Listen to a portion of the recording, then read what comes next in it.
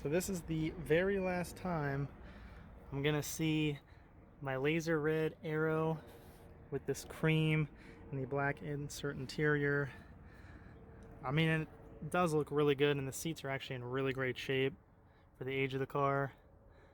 But I've always wanted the darker interior in here for some reason. I don't know, it's something about the red. I think black leather, I think that's gonna look really awesome. So I know unfortunately it's gonna ruffle some feathers swapping it out, but I think it'll look great. I think the black will look awesome in here. I think this cream interior will look great in the blue car right there. So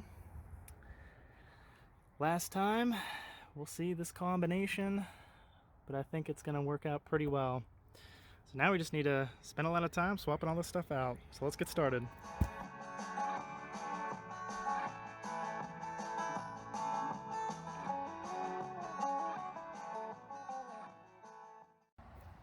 Hello my Saab friends, today it's an interesting day. Kind of did a thing. I'll just go ahead and hop in the back of my 2008 Saab 9.3 Aero project car, which is currently all sorts of blown apart. Yeah, no going back now. So what is going on is I am in the process of doing an interior swap. If you haven't been following along, basically my red Aero right there has this cream colored interior. Well, unfortunately, I made the ultimate decision to put that interior in this car, this B50 premium leather, all black in the red car. I know it will upset some, but hey, at the end of the day, they're both my cars and that's what I want. So that is what I'm going to do. So in this video, it's kind of going to be a journey of, well, some of the process of this swap, but for the most part, it's not going to be a how-to, but more or less just kind of the journey. So where we are at right now, obviously the front seats are missing. I actually just shot back the carpets. They were in rough shape. I did a little bit of, I guess, automotive archaeology. There's a lot of guitar picks, some nastiness right here. Lord only knows what that is. But for the most part, it's in decent shape. Looked like there was a little bit of broken glass over here that I cleaned up. Not so much from, like, say, a window, but probably just from a broken bottle. So yes, this is quite extensive. You have to remove the center console, which there's a lot of bolts involved with that, which I'll show you here in a second. And of course, many, many bolts associated with just the dashboard here. So to give you a rundown, some of the connectors that you have to remove. This is for the headlight switch that resides there. This is for the tweeter speaker up top there.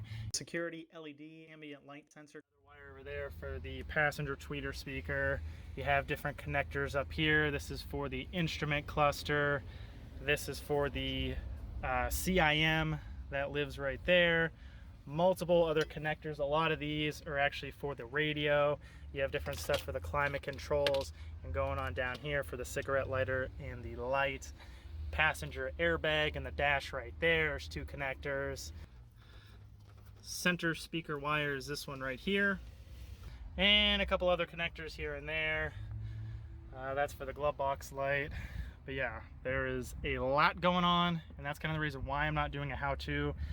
Probably majority of people aren't even going to want to know how to take this stuff out. They're probably more or less interested in what your interior looks like when you pull it all apart. Back seats actually are pretty simple, and I still have to pull this stuff. But going on over here, this is the all black dashboard that I will be putting in this car. These are the authentic B50 leather seats. I'm going to clean them up a little bit, but they are in great shape. And of course, here are all the other parts.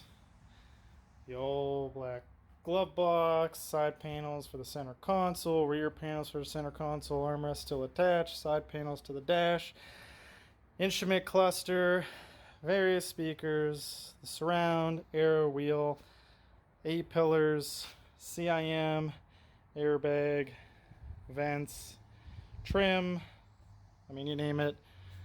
All the stuff from that car is now strewn about my garage. So now I'm on to the point where we are going to tear apart this car.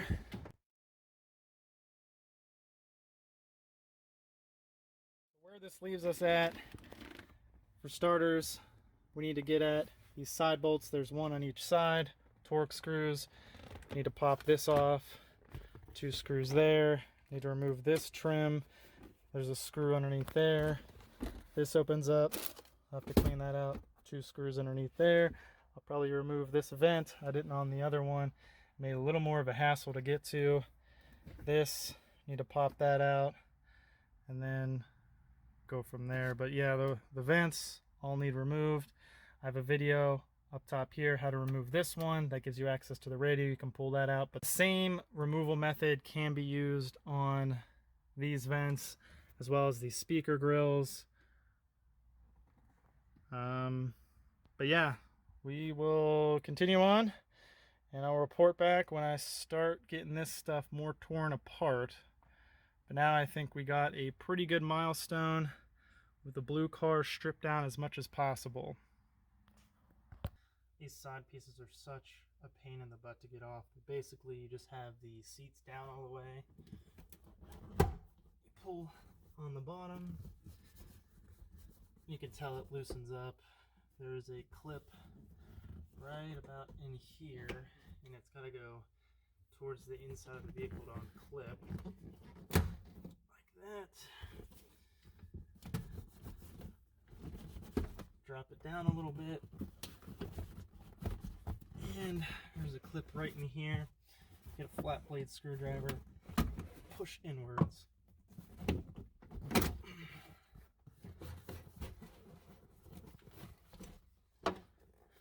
Now, if that wasn't complicated enough, seatbelt runs through it.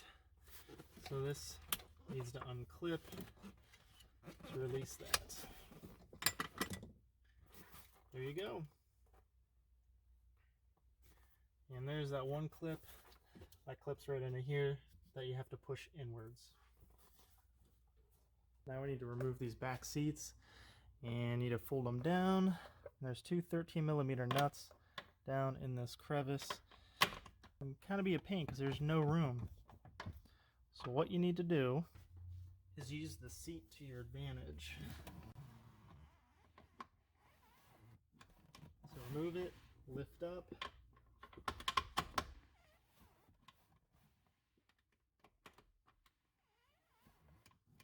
Keep doing this until the nuts loosen.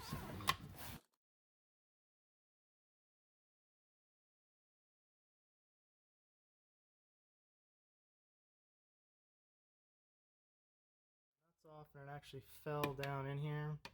So it's a pocket, so you're able to get it out, but you'll need a magnetic tool or a magnetized screwdriver, so I'll use it. But before we do that, there's a spring in here, so we need to push on this to finagle it out.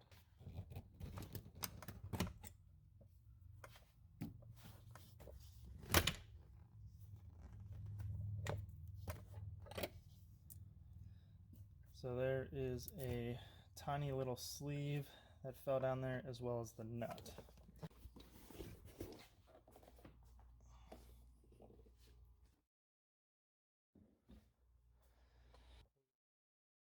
See all the stuff down in there that we need to get out.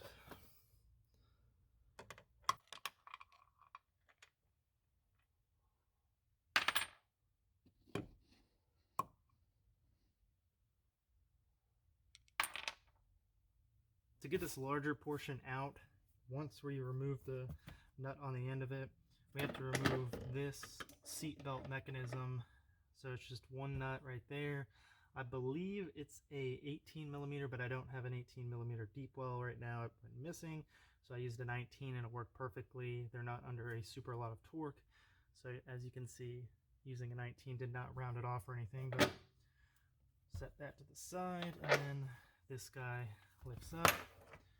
Need to take this off, that slides right out. Now, it pops out like such.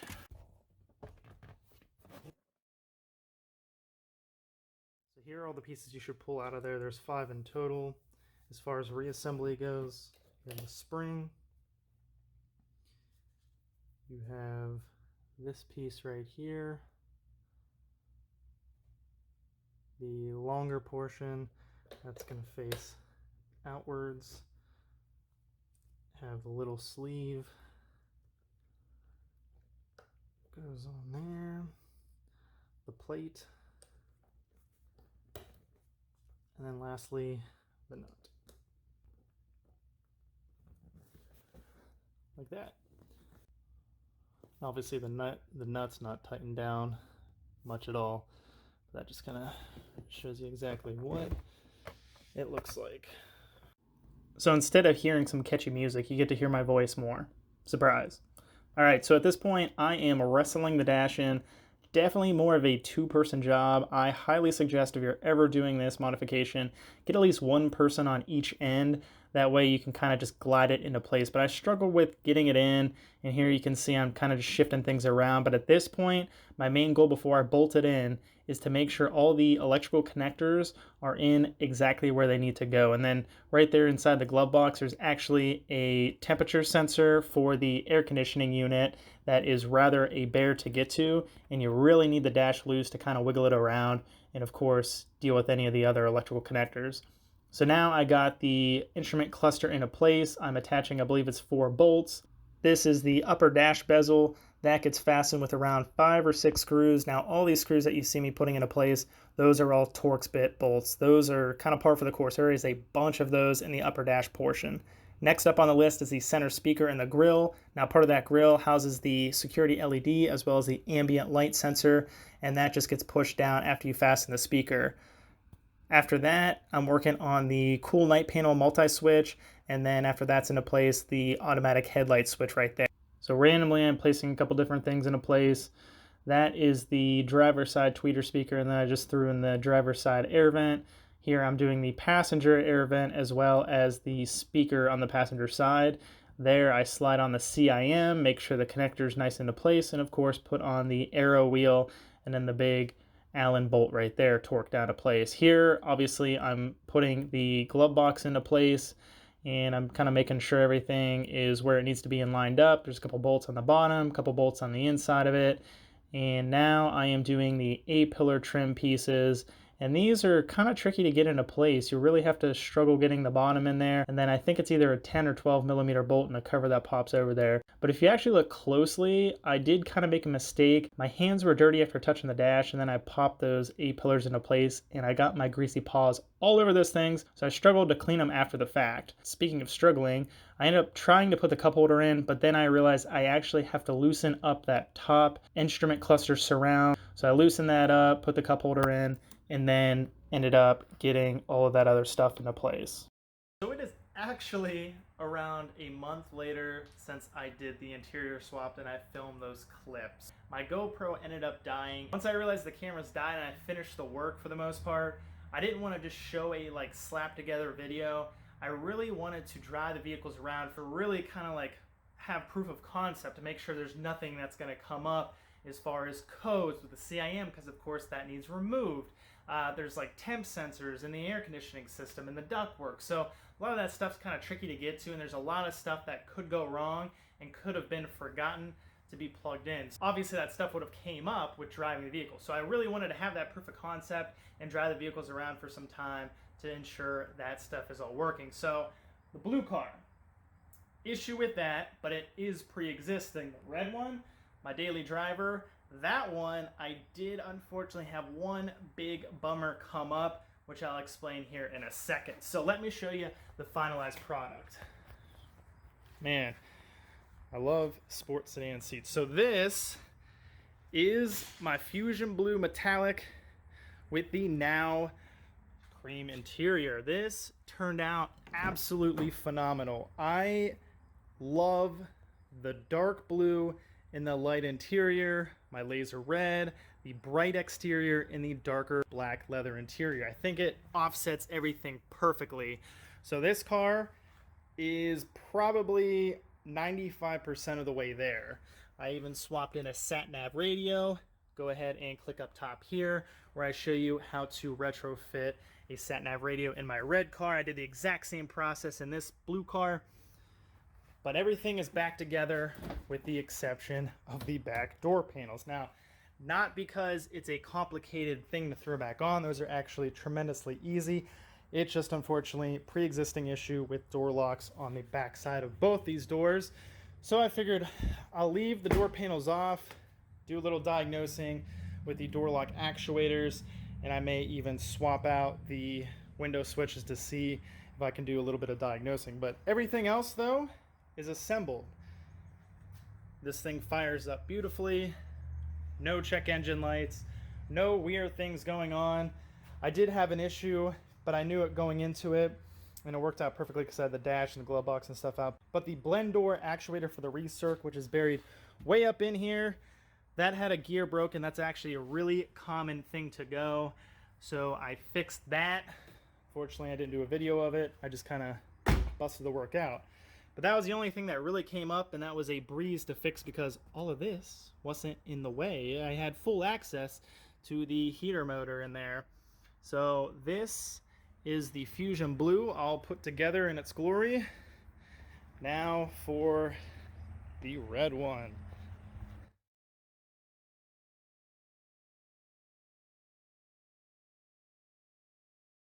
I mean, it looks perfect in my eyes.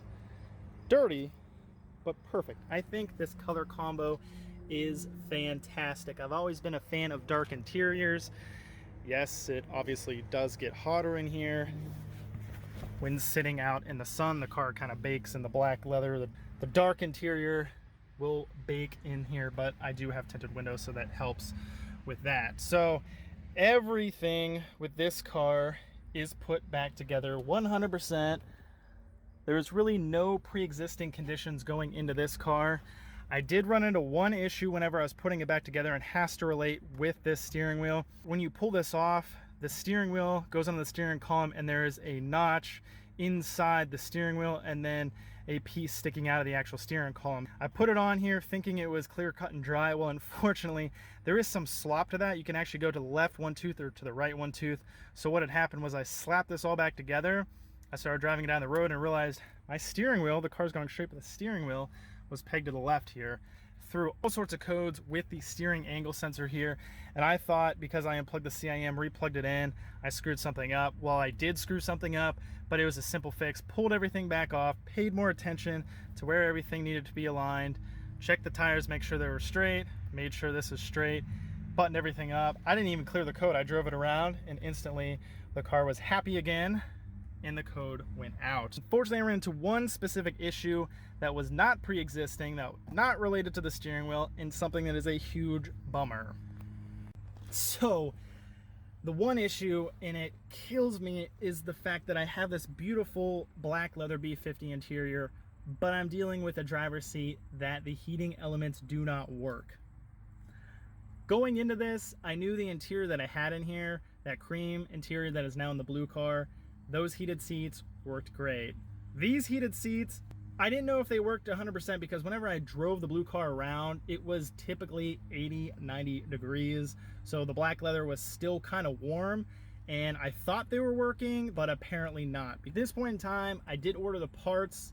I didn't have hog ring pliers, so I plan to do a video about the heated element seat swap. Overall, I'm actually super excited, and I think I made the correct decision 100%. If I had to do it again, I would, but it is time consuming. It took me a total of 16 hours to do that interior swap. I mean, it comes down to tearing apart two cars' interiors in their entirety. It's a lot of work, a lot of bolts, a lot of time, a lot of organization. I spent a little extra time cleaning things because there's a lot of funk underneath the seats, because you have to think that the cars are from 2008, actually technically 2007 because they're 2008 model years. So you're looking at 13 years worth of funk, and these seats have probably never been removed from either car. I would do it again in a heartbeat. I think I made the decision 100% correct. Comment down below and let me know if you think I made the correct decision, or if you're a absolute purist and you think I should have left it how these cars were ordered from the factory. So that is going to wrap it up in today's video. Like I said, in a little bit, I will be doing a video about pulling that seat out and installing a seat heater. But in the meantime, I'm just gonna, I guess, hang out and maybe detail the cars a little bit. I don't know. We'll see. But if you like this video, be sure to give it a thumbs up. be sure to consider subscribing. I do have a ton of videos out there, and especially Saab stuff. So with that being said, I appreciate you watching, and I'll catch you next time.